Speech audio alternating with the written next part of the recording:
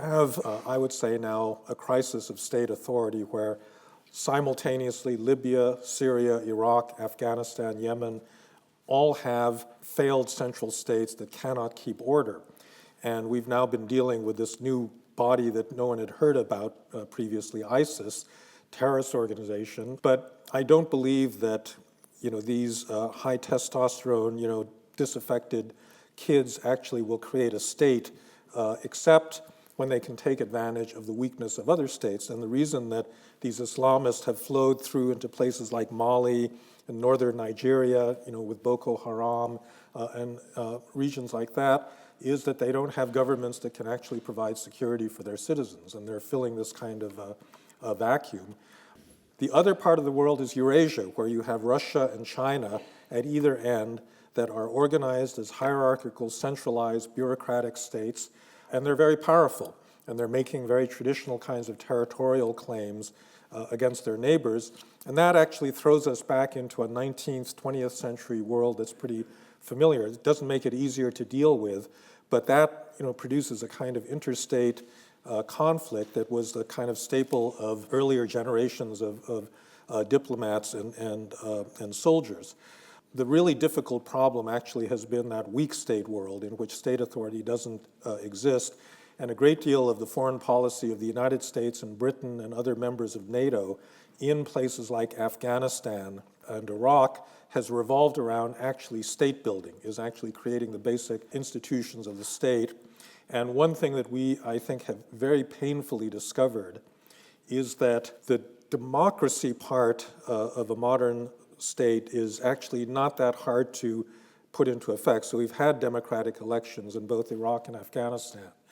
The really hard part is getting to actually a modern state that can deliver services, provide security, and is regarded as legitimate. And that's really the overweening failure, I think, in both of those places in the area where we didn't really understand how to do things. I'll get to the case of developed democracies because I think that there's also a big problem there, beginning with my own country, the United States.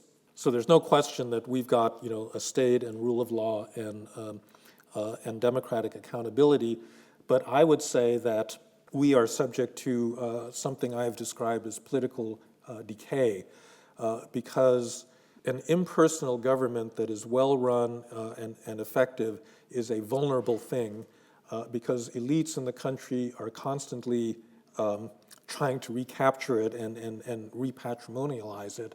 And furthermore, I think countries are subject to institutional rigidity, that we create a set of institutions for a certain set of circumstances, and then when the circumstances change, we don't adapt mentally, we don't rebuild the institutions, and as a result, we're stuck with things that are quite ineffective. And I think that's really what's happened in the United States.